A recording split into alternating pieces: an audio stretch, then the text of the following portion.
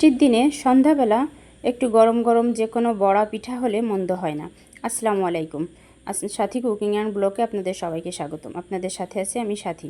আজকে দেখাবো বৃষ্টির দিনে সন্ধ্যার সময় সন্ধ্যায় বা বিকালের নাস্তায় খাওয়ার জন্য একটা কলার বড়ার রেসিপি। এখানে আমি প্রথমেই দেখিয়ে নিয়েছি কাঁঠালি কলা। এটাকে অনেকে কাঁঠালি কলা বলে, আবার অনেকে নুম্বি কলাও বলে। আমাদের এদিকে কাঁঠালি কলা নুম্বি কলা দুইটাই বলে। আপনাদেরকে কী বলে আপনারা একটু কমেন্টে জানাবেন প্লিজ।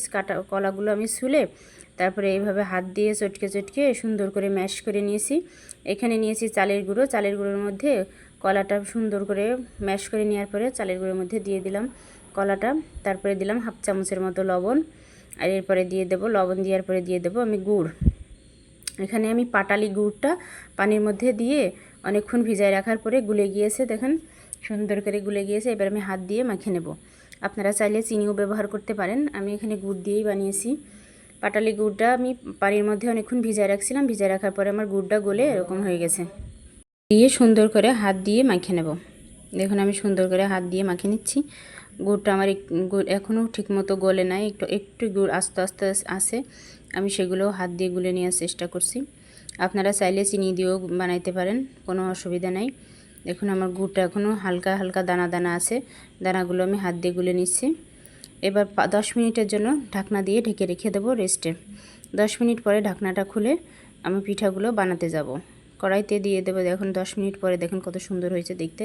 কড়াইতে দিয়ে দিয়েছি এদিকে গরম করতে সাদা তেল, মানে সয়াবিনের তেল।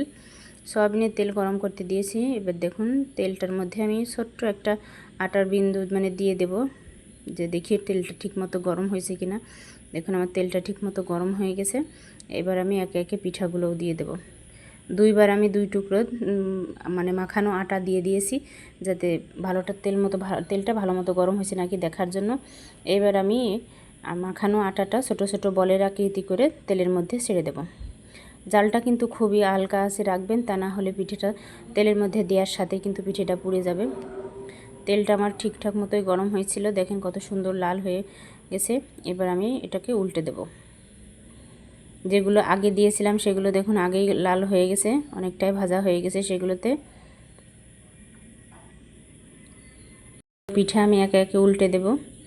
জালটা কিন্তু একেবারেই নর্মালে রাখবেন, তা না হলে পিঠাটা পুড়ে যাওয়ার সম্ভাবনা আছে। যেহেতু গুড়ের পিঠায় গুড় দিয়ে বানাইছি, এই জন্য আমার পিঠাটা একটু লাল লাল হচ্ছিল।